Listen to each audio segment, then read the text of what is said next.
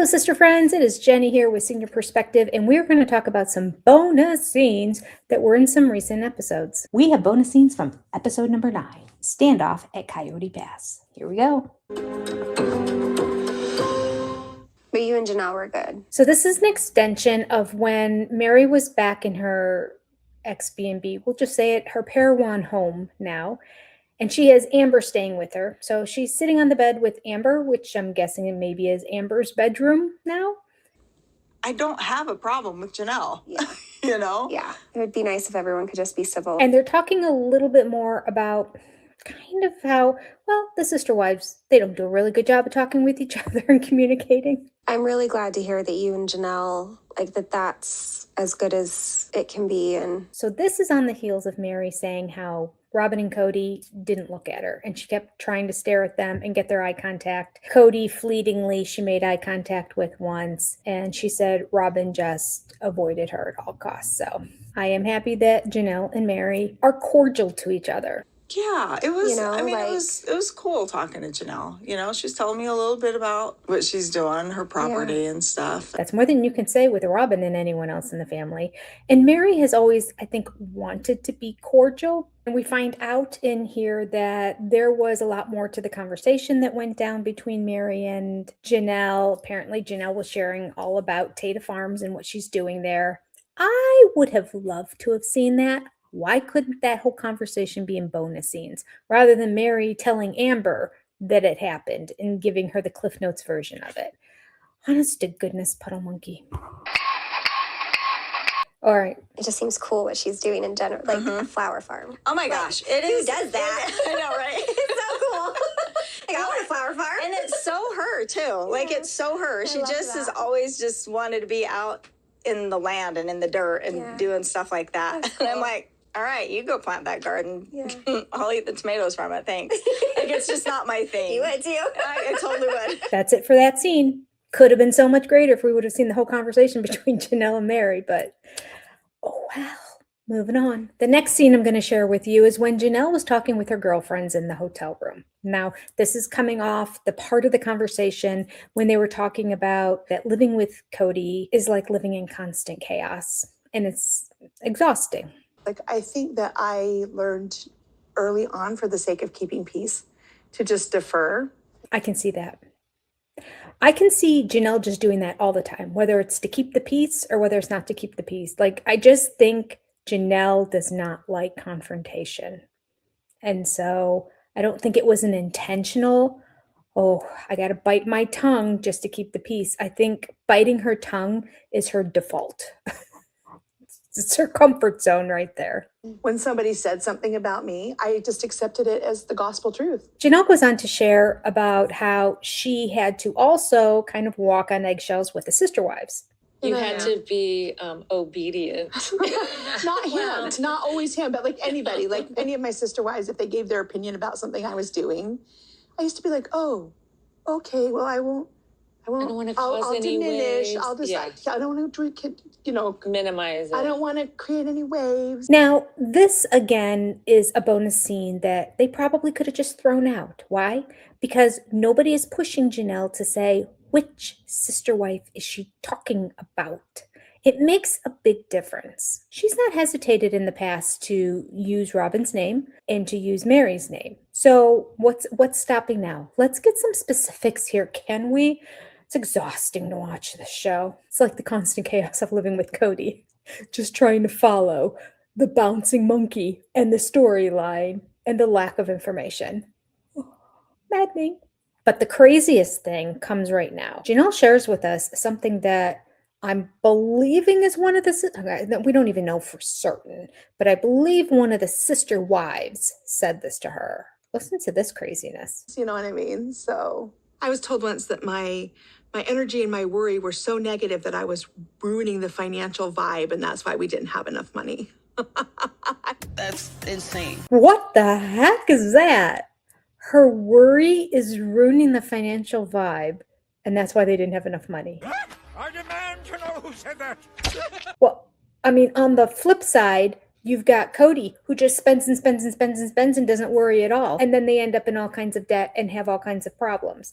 I do believe that Janelle being concerned, worried, whatever you want to call it, about the finances of the family did not make them more poor. It's the opposite. I am dying to know who said that.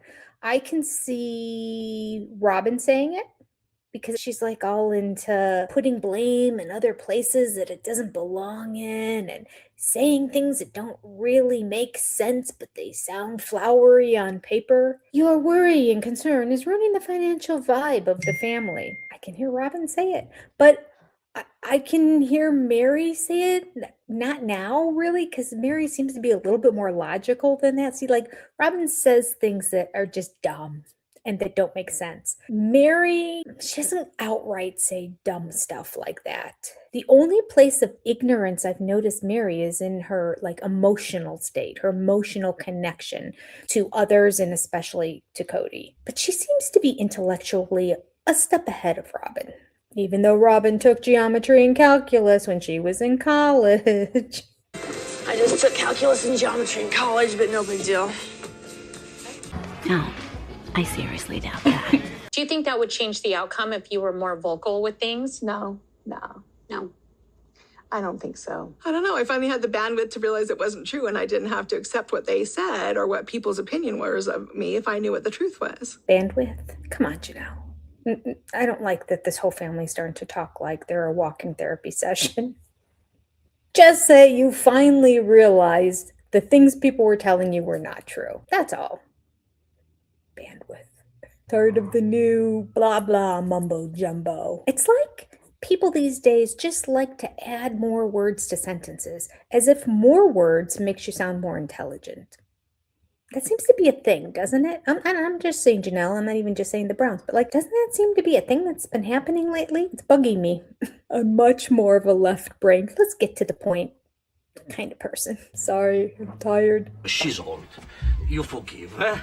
Okay, now we're taking Janelle to the dinner that she had with her girlfriends. And this is where the new friend that we met, but the old friend of Janelle's, the one that's been friends with her for, let's see her, I think her name was Alice, and she'd been friends for like 13 years. Here she's sharing a little bit about how great their marriage was in the BR period of time before Robin.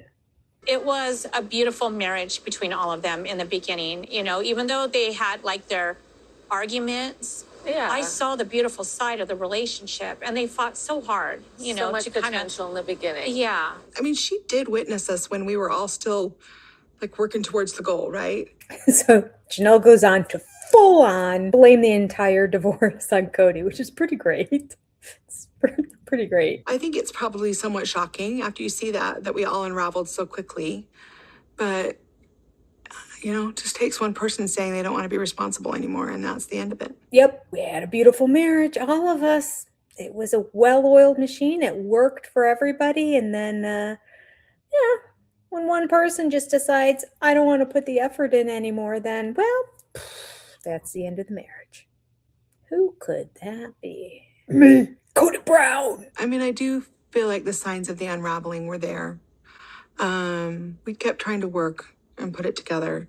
Janelle goes on to explain even more that COVID was also a big contributing force. Well, now we know that we believe that COVID is also sort of the catalyst that got Cody to just say, I'm sort of done with the rest of the family. That's too much work. They're getting in the way of my dreams.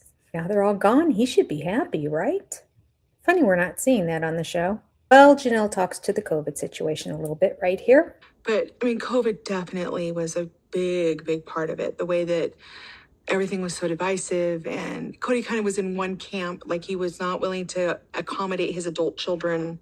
Like, I just feel like that was big. Yes. Cody treated his adult children at that time as if they were still in elementary school. Young kids that just must do anything you say. He never thought when he put himself in this position that he would ever be challenged by anybody, that anyone would ever say no. He really thought he was the king of the castle and everybody will do exactly as he says. Doesn't work so well when you have kids that are grown adults with thoughts, feelings, emotions, opinions. You have to be open to them. You don't have to agree with them, but you have to be open to them as adults and treat them accordingly. He couldn't do it. Yeah. So, I don't know, it's fallen apart very fast, but in the beginning it was very much like We all had this purpose that we were after. It's interesting that the purpose fell apart at the very end. And every time they say in the beginning, it's all the BR period of time. We have BC, AD, BR. That was it for episode 9. Thank you for watching this all the way to the very end. I appreciate you, sister friend. Take care. God bless. Adios. And I'll be back with episode 10. Goodbye.